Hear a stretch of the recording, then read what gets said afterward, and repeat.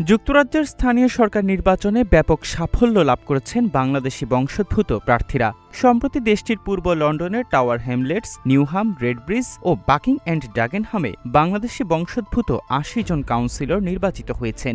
এই নির্বাচনে বাংলাদেশি কমিউনিটি থেকে প্রায় ৩ শতাধিক প্রার্থী লড়াই করেছেন বলে প্রথম আলোর এক প্রতিবেদনে উল্লেখ করা হয়। স্থানীয় সরকার নির্বাচনে বাংলাদেশি বংশোদ্ভূতদের সবচেয়ে বড় সাফল্য এসেছে টাওয়ার হ্যামলেটসে। এখানে স্পায়ার পার্টি মনোনীত প্রার্থীরা ৩৩টি আসনে জয় পেয়ে রেকর্ড সংখ্যাগরিষ্ঠতা অর্জন করেছে। এই ৩৩ জনের সবাই বাংলাদেশি বংশোদ্ভূত।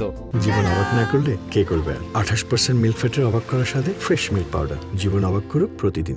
একই সঙ্গে টাওয়ার হ্যামলেটসে টানা চতুর্থবারের মতো নির্বাহী মেয়র নির্বাচিত হয়েছেন লুৎফুর রহমান। তিনি ৩৫,৬৭৯ ভোট পেয়ে লেবার পার্টির প্রার্থী সিরাজুল ইসলামকে বড় ব্যবধানে পরাজিত করেন।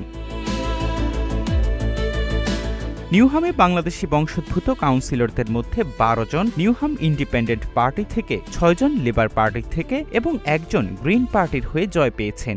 একই সঙ্গে নিউহামের নতুন নির্বাহী মেয়র নির্বাচিত হয়েছেন বাংলাদেশি বংশোদ্ভূত প্রার্থী ফরহাদ হোসেন। তিনি যুক্তরাজ্যের লেবার পার্টি থেকে নির্বাচিত প্রথম বাংলাদেশি নির্বাহী মেয়র হিসেবে ইতিহাস গড়েছেন। রেডব্রিজে নির্বাচিত বাংলাদেশি কাউন্সিলরদের মধ্যে ৯ জন লেবার পার্টি থেকে এবং ৫ জন স্বতন্ত্র প্ল্যাটফর্ম থেকে জয় পেয়েছেন। অন্যদিকে বাকিং অ্যান্ড ডাগেনহামে নির্বাচিত বাংলাদেশি কাউন্সিলরদের মধ্যে ৮ জন লেবার পার্টির এবং ২ জন গ্রিন পার্টির হয়ে নির্বাচিত হয়েছেন। পূর্ব লন্ডন ছাড়াও লন্ডনের ইলিং, ক্রয়ডন, বেন্ট ও লন্ডনের বাইরে বার্মিংহামেও কয়েকজন বাংলাদেশি বংশোদ্ভূত কাউন্সিলর নির্বাচিত হয়েছেন।